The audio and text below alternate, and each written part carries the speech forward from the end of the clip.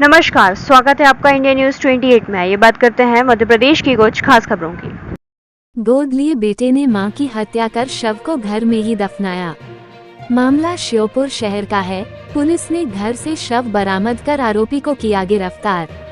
खबर श्योपुर से है, जहां मां बेटे के रिश्ते को कलंकित करने का सनसनीखेज मामला शहर के वार्ड क्रमांक 7 से सामने आया है, जहां एक 65 वर्षीय महिला की हत्या कर दी गई है।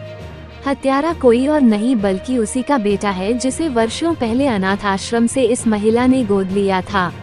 रेलवे कॉलोनी निवासी 65 वर्षीय उषा पचौरी के यहाँ कोई संतान नहीं थी, जिसके चलते उनके पति और उन्होंने बुढ़ापे में सहारा बन सके इसके लिए इस बच्चे को गोद किया था। तब दीपक की उम्र महज 2 वर्ष थी।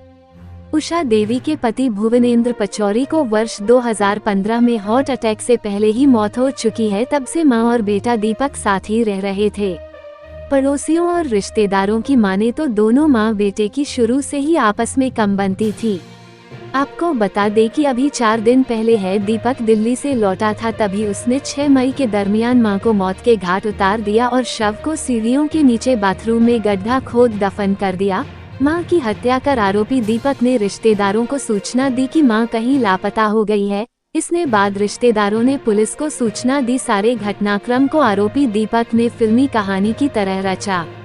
पुलिस ने दोनों एंगलों से इस मामले की जांच शुरू की तो पुलिस के सुई बेटे दीपक पर आ टिकी। जब सख्ती से पूछताछ की गई तो आरोपी दीपक ने अपना जुर्म कबूल कर लिया और लाश कहां छुपाई वह भी बता दिया। पुलिस ने कल रात ही घर को सील कर दिया था और आज स्पेशल टीम बुलाकर बताए गए स्थान से गड्ढा खुदवाकर शव को बरामद कर लिया।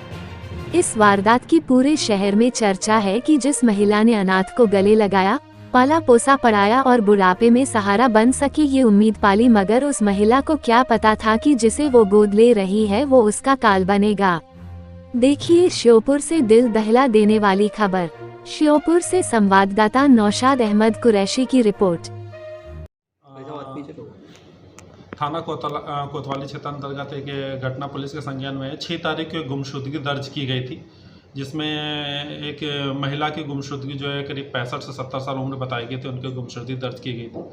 पुलिस ने उस मामले में गुमशुदगी दर्ज करने के उपरांत जो है इसमें घटना स्थल और उसके आसपास के पड़ोसी से बात की और फिर जो जिसने गुमशुदगी दर्ज की थी पुत्र ने उससे भी बातचीत की, तो लोगों के आसपास के लोगों के द्वारा जो बताया गया और जो लड़के के द्वारा जिसने गुमशुदगी दर्ज की गई थी उसमें उसके द्वारा बताया गया, तो इसमें अलग अलग मामला दिखा। तो उसका संदिग्ध पूरा घटनाक्रम लगा, तो उसके बाद फिर पुलिस ने सख्ती से उसके बेटे से पूछताछ की और उसके घर का मुआयना किया। तो एक जगह जो है पुलिस को नवनिर्माण दिखा, एक मकान के एक कोने में।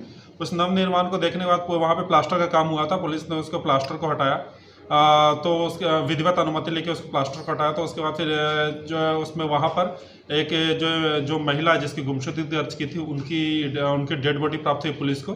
और इसके संबंध में जब उसके पुत्र से जानकारी प्राप्त की गई तो उसने स्वीकार किया कि उसी ने अपनी मां की हत्या की और हत्या करने के बाद फिर जो है बॉडी को वहां पर उसने जो है उसी ने रख करके उसके ऊपर प्लास्टर कर दिया था।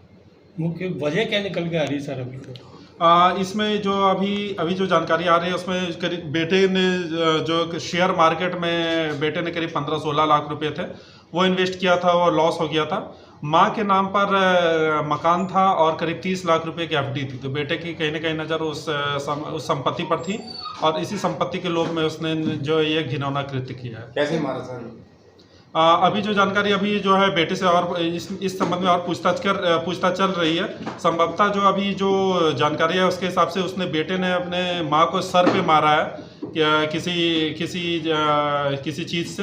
उसके बारे में अपन जानकारी प्राप्त कर रहे हैं और घटनास्थल के आसपास का मुआयना करके अपन आगे की जो कार्रवाई है विधिवत वैधानिक वो करेंगे। सर इसके अलावा कोई उसका साथी या उसमें कुछ अभी तक ये जो महिला है और ये पुत्र उसका बेटा दोनों केवल उस मकान में रहते थे, तो अभी तक कोई साथी दरान उसकी जानकारी अभी तक पुलिस को प्राप्त नहीं हुई।